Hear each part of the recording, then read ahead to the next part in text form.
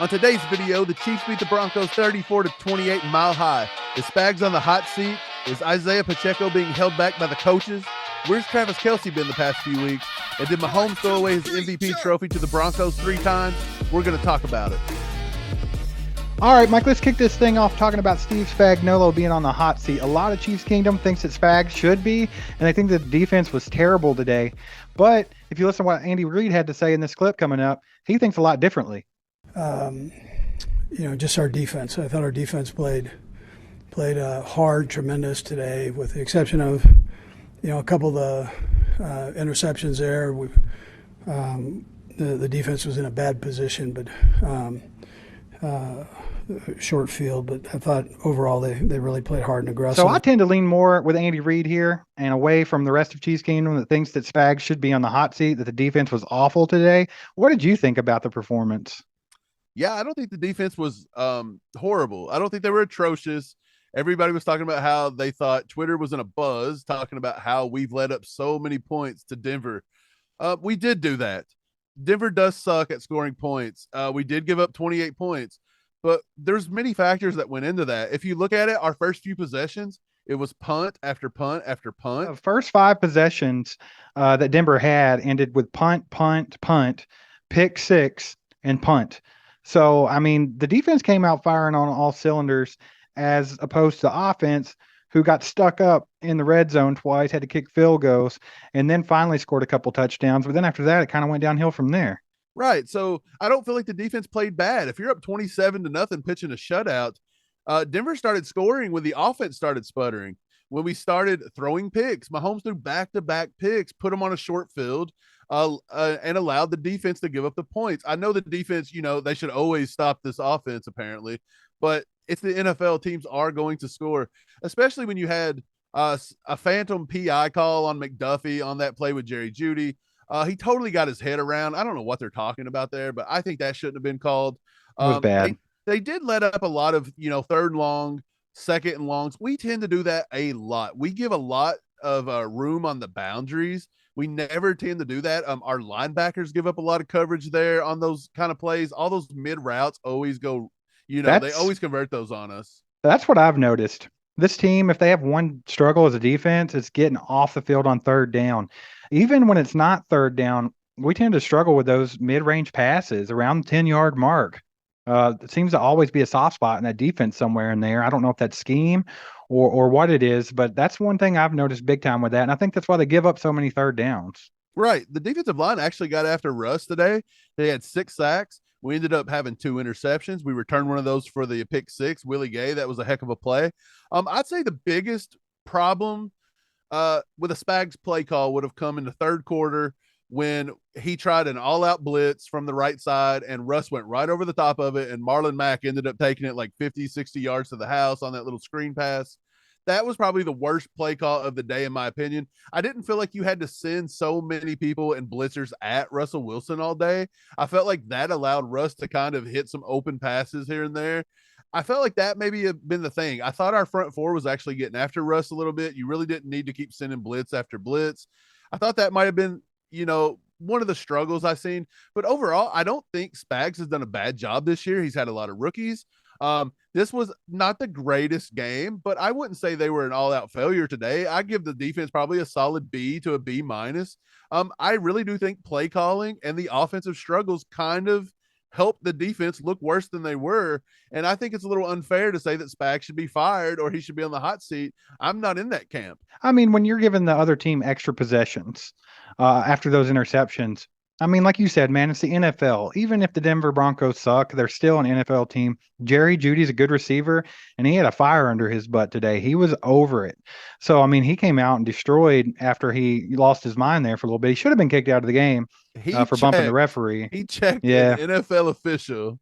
Right. 4K and nobody But cared. of course they looked the other way because it wasn't Chris Jones. So anyway, he came back in and destroyed. But if you're giving the other team extra possessions and you have a lot of rookies in your secondary, you're giving the other team a lot of opportunities to hit big plays. And that's exactly what happened. Josh Williams was just a tick behind Jerry Jeudy all day. Like he just could not get to where he needed to be. And then, like you said, that McDuffie penalty, pretty bogus in my opinion, because it was the exact same play that happened in the first quarter, with opposite Justin way, and Watson. they let it go. So I thought that was an inconsistency with the referees on that. But yeah, I mean, what do you expect? I think the defense actually came out and played pretty daggone good. Josh Williams, man, let's talk about him for just a quick second. I would make the point during the game. This guy's going against NFL elite talent, and he was just playing like Division II football last year or whatever it was. Definitely not this competition. I feel like Josh Williams has accepted the challenge and done pretty well. I heard a guy talking on it was on Twitter, it was on a live. They were saying that Josh Williams wouldn't be as good as Jalen Watson. Where's Jalen Watson? We've seen Watson out there today, and he got cooked a few times. So it's just a rookie learning thing, though, and I think people need to give Josh Williams a little bit of a slack. I don't think it's Steve Spagnuolo's fault either. I think that he's done an excellent job with a very, very young defense. There have been some players that came in on the draft that have not performed that we were kind of hoping would, like Brian Cook, who tends to look lost on the field more than anything. And then Leo's very quiet. He only makes like a play or two a game, if that. So I think, we expected a little bit more than we should have coming into the season.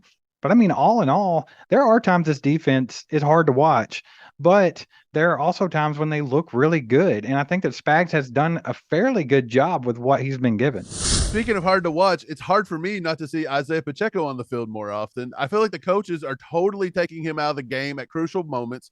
This guy, when he's on the field, he produces. He runs like a raging bull.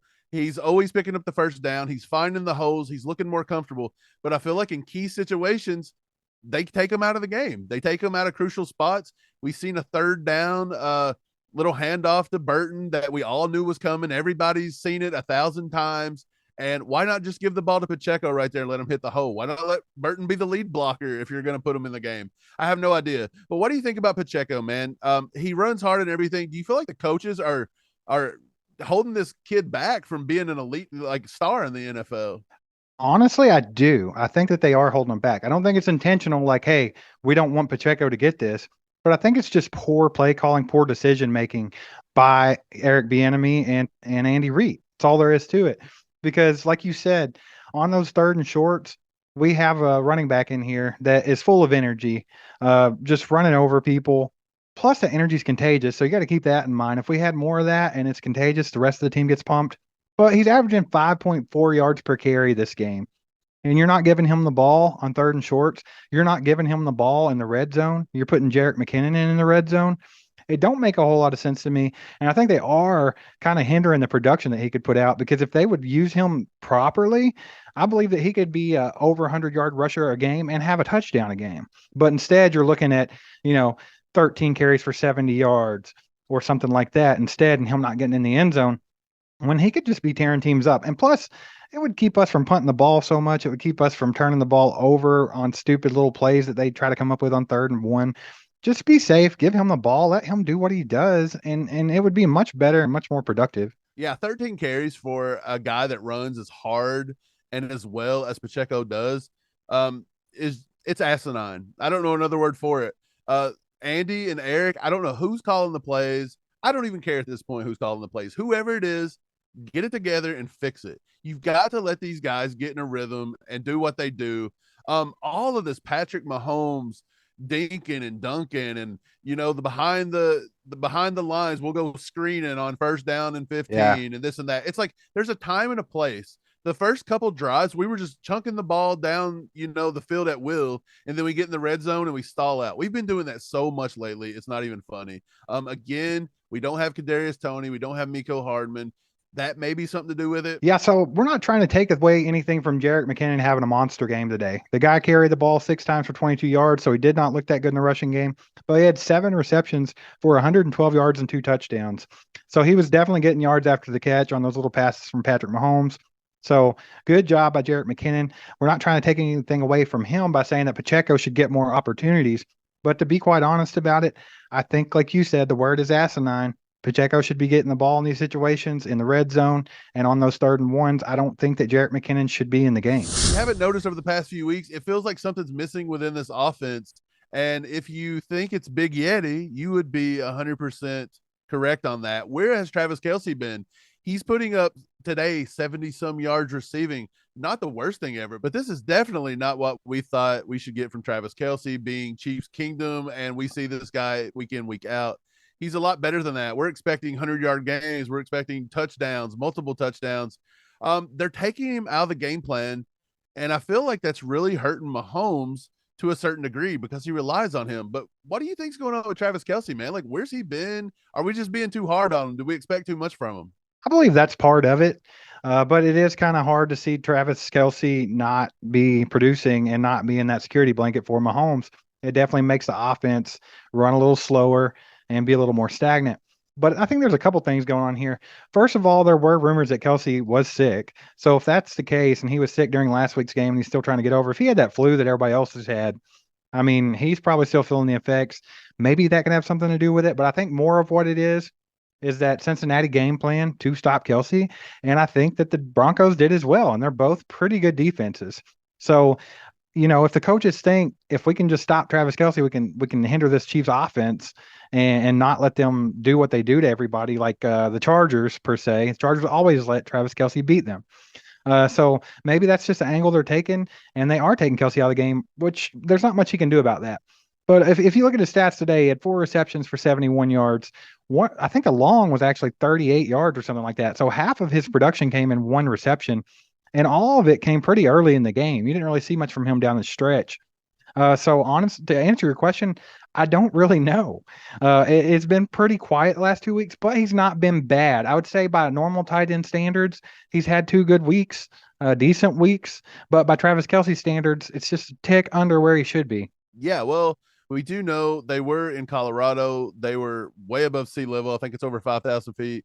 You could be onto something with the flu thing. If he's recovered from that, that was respiratory. That air's really thin up there. So maybe he was getting gassed. Maybe he didn't have full strength. I don't know. It's tough to make excuses, but I feel like with Kelce, it's almost you would rely on the excuse more than the fact that just Kelce disappeared. Mahomes had a rough accuracy day. I seen him throw a lot of bad balls today, not just the interceptions, but he missed a lot of open receivers. And then a lot of the passes that were just incomplete were terrible passes. So, I mean, that could have something to do with it as well. I was happy to see Juju kind of take over that security blanket thing for Kelce, though. Since they're shutting Kelce down, I actually talked about it in our last episode. I said I want to see Juju step up and take over wide receiver 1 and be that go-to guy as a receiver because we need that. It can't just be Kelce all the time. And look, today Kelce was, covered up pretty good, and Juju stepped up. He had 9 receptions for 74 yards and a touchdown, and he made plenty of first down catches on some third and decently long situations. So I think I was really happy to see Juju step up where Kelce couldn't today for whatever reason. But yeah, so let's go ahead and move on to Patrick Mahomes because we were talking about this. Did he throw away that MVP trophy today?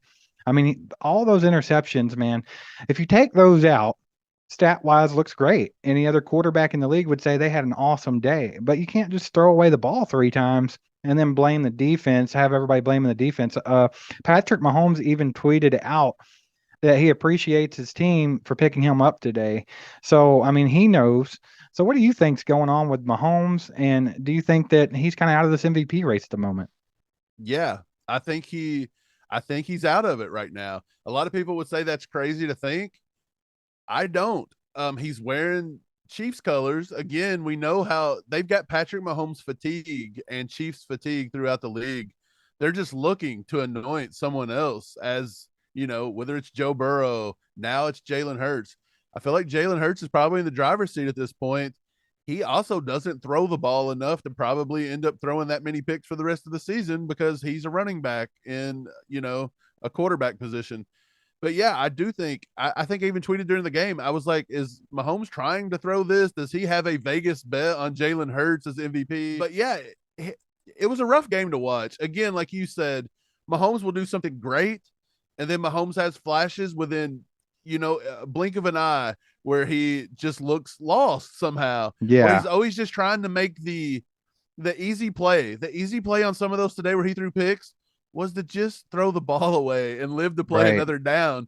And instead, he steps up in the pocket, when he didn't have to. He does a jump pass. He throws it behind him 5 yards. He tries to squeeze it into Juju with 4 people around him. And it's like, I don't understand why he does this. He presses too much. A lot of this could be, again, play calling. I think they're giving it to him too many times and making him having to do too much stuff rather than just letting the run game kind of open it up for him. I think a lot of this, I don't care if it's defense, I don't care if it's Pacheco, I don't care if it's Mahomes.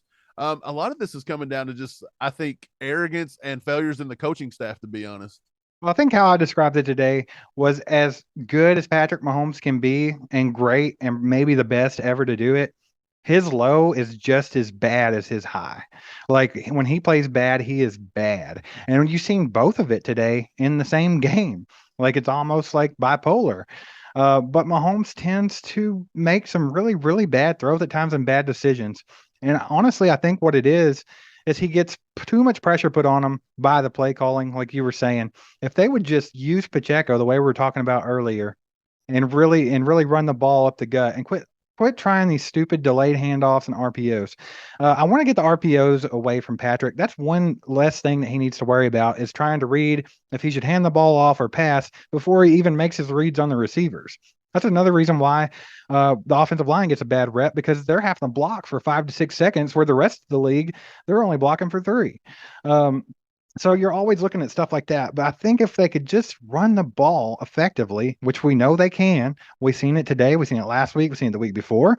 If they would just go with that, it would open up a lot of things for Patrick. It would take a lot off his shoulders.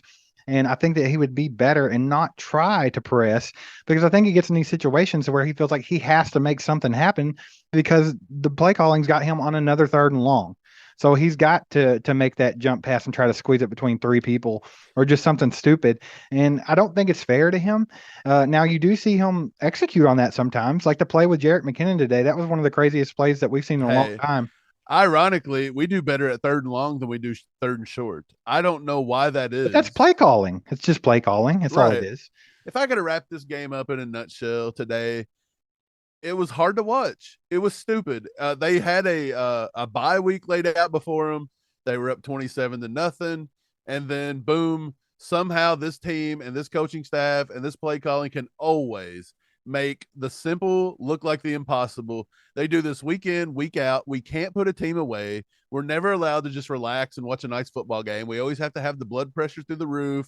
We always have to be monitoring for heart attacks. I swear, I just don't get it. It's like they're allergic to winning big and easy. They just can't do it. Even when it's given to them on a silver platter, they can't do it.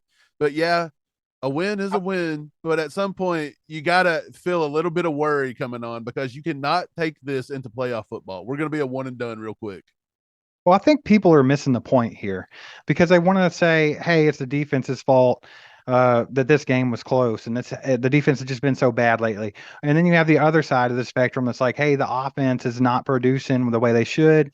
They're leaving the defense on the field too much. They're giving them the other team good field position. They're putting them in bad situations.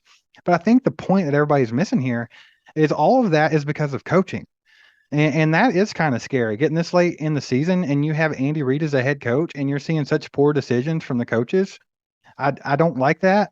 They've got to get a handle on it. They've got to straighten that up before the postseason here, because when you really look at it, the defense, they only allowed 320 yards total today. Total offense, 320 yards, and they even produced 7 points.